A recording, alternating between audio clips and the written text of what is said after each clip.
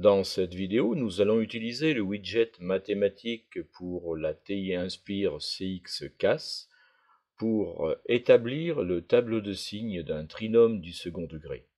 Nous représenterons également graphiquement la fonction qui est associée. Nous aurions pu tout aussi bien utiliser ce même tableau pour établir le tableau de variation d'une fonction. À partir de nouveaux classeurs, nous ajoutons un widget et nous choisissons celui de dessin mathématique. Nous modifions l'aperçu du classeur de façon à avoir la vue depuis l'ordinateur. Nous allons ajouter un système de coordonnées. Ce système de coordonnées est recopié en haut à gauche, dans la partie gauche de notre espace de travail. Nous modifions les paramètres de x minimum et de y minimum, de sorte à avoir un x minimum fixé à -2, un y minimum fixé à -3. Cette opération s'effectue directement en appuyant sur les touches Supr ou Del du clavier. Pour modifier les valeurs de xmax et xmin, nous pouvons tout simplement étirer les points rouges situés à l'extrémité des flèches. La barre d'espace va nous permettre d'écrire du texte.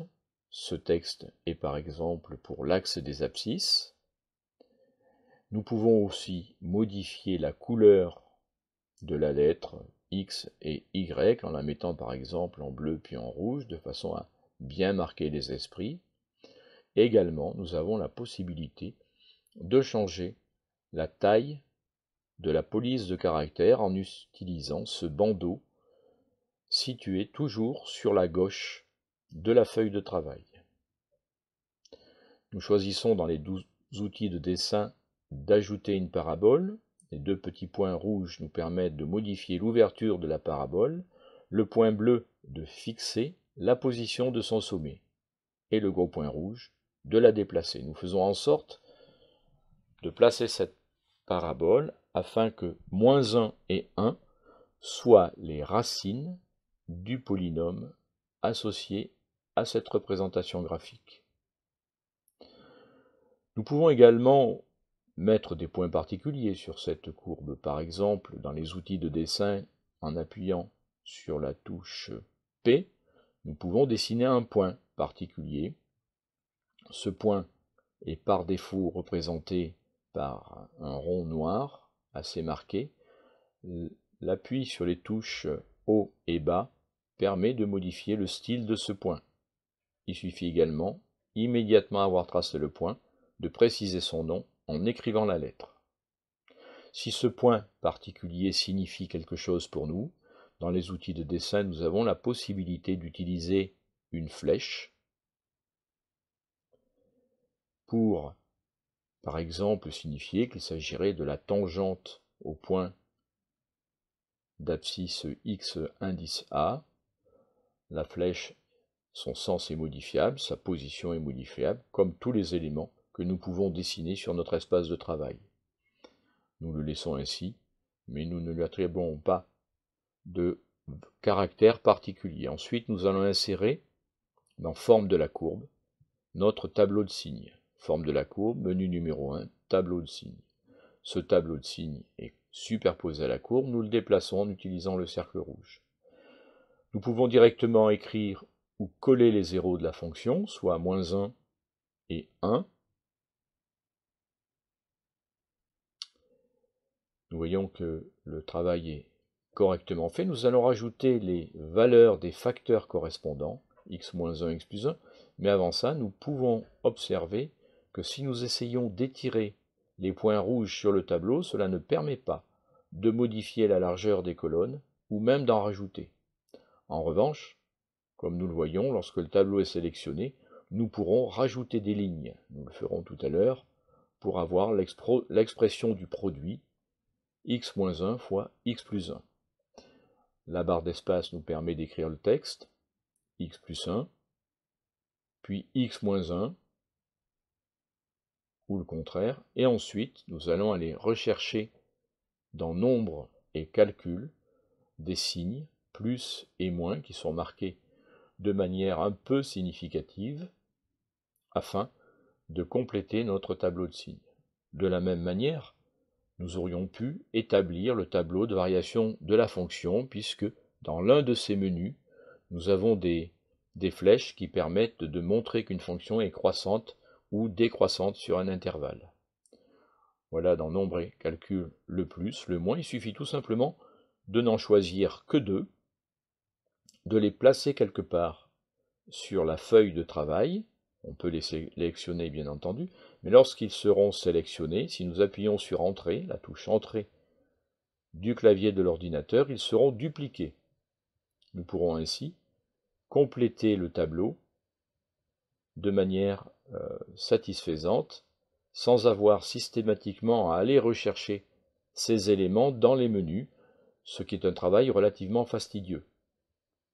Donc le plus n'est pas à cet endroit bien évidemment, il faudra placer le moins, mais des moins nous devons en avoir un certain nombre d'autres, donc à chaque fois le caractère est sélectionné, nous validons en appuyant sur Entrée et ce caractère va être recopié. Nous allons compléter ce tableau et il est naturellement possible tout simplement dans un autre menu d'utiliser un autre dessin qui va nous donner un petit graphique qui nous permet de nous souvenir le signe du trinôme. Nous utilisons également moins l'infini, nous pouvons mettre plus l'infini en les choisissant dans les caractères spéciaux. Voilà qui est fait, le tableau est presque complet. Nous mettons un moins entre moins l'infini et moins 1, un plus entre moins 1 et 1. Nous rappelons que le signe du trinôme x moins 1 fois x plus 1 va être du signe du terme du deuxième degré, donc x carré, ici nous aurons x carré, il sera de ce signe à l'extérieur des racines. Donc il sera positif entre moins l'infini moins 1 et 1 plus l'infini. Nous aurions aussi la possibilité d'écrire la solution sous forme d'un intervalle. Mais comme je le disais précédemment, nous avons un petit graphique qui nous permet de nous rappeler, si nous ne savions pas, la règle du trinôme. Donc ce graphique peut être utile en classe à l'élève pour établir un tableau de variation. Nous rajoutons ici notre ligne, nombre de lignes 3, de façon à avoir le produit x-1 multiplié par x plus 1. Nous pouvons soit mettre produit, soit tout simplement l'écrire. Et ensuite, nous achèverons la constitution du tableau en complétant avec tous les signes. Donc, nous aurons un moins à mettre entre moins l'infini et moins 1 pour le facteur x moins 1. Nous aurons ensuite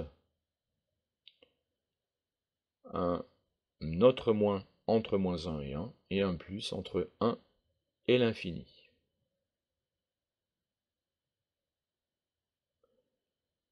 Les caractères sont dupliqués en appuyant sur Entrée, systématiquement. Moins ici, plus entre 1 et plus l'infini, et ensuite on applique tout simplement la règle des signes. La construction de ce tableau de signes s'achève. Chacun pourra la compléter à sa guise en indiquant par exemple que l'ensemble de solutions est l'intervalle moins l'infini moins 1 union 1 plus l'infini. Si nous essayons de jouer sur la représentation qui nous donne ici le signe du trinôme, nous voyons que celle-ci n'est pas interactive, il faut donc faire bien attention ou éventuellement changer les signes plus et moins, donc en refaire un autre.